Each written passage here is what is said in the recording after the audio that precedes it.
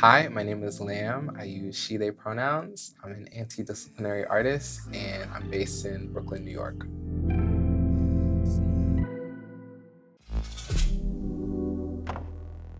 I really came into music like through dance. I danced like from when I was 10 to pretty much when I went to college, being like exposed to a lot of different like musical like genres in that space, and then also like kind of that intent listening and that like relationship between like music and the body. I'm like usually envisioning like how is this sound like moving, or like what's the shape of it, or like what do I want it to do? If it's like a swell, like how do I like achieve that movement?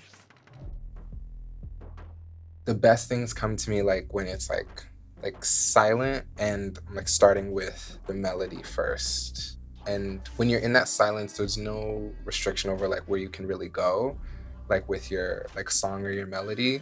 And I think sometimes when we put down like chords first or like different sounds, those are where like restrictions start. And I just like believe so much now in the song, and like, supporting whatever the song is, whatever that story is, and wherever it may lead. And I think starting off with like the melody is like a great place. And then you can wow out from there.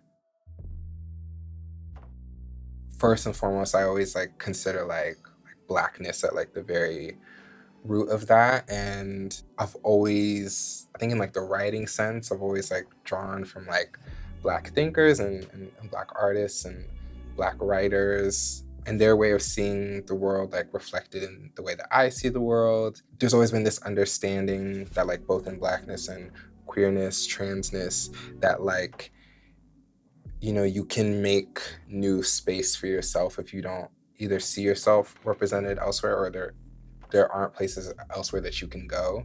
And listening to yourself in that way like will like create like these like really interesting creative outcomes. If you're open to accepting the ways in which your identity is like expansive, then you're open to like ways that music is expansive, and that we can like bring these genres together, and like we can disrupt the idea of genre like completely.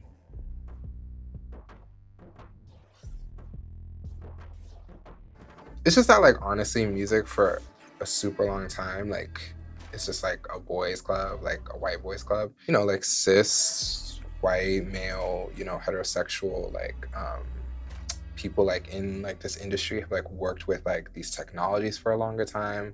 They kind of like know the terms. There's like that also like rapport with each other and the type of like world or culture that they communicate in and with each other.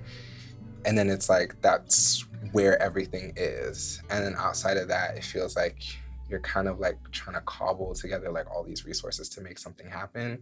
That situation isn't empowering, but I think, there's an opportunity to like empower each other in those situations, and like really, maybe even transform the way that like these kind of communities work. The most important thing was like sounding like yourself. Like this story is like coming from you. Um, and that'll always be exciting to like listen to. At the start of anybody's artistic journey, like the most important thing that they can do is really like discover, and discover without the pressure of is it gonna land with people. When you start out, don't be afraid to like make mistakes. Don't be afraid to like try out anything. Because once you try everything, then you'll know the three things that you only care about doing after that for like the rest of your life.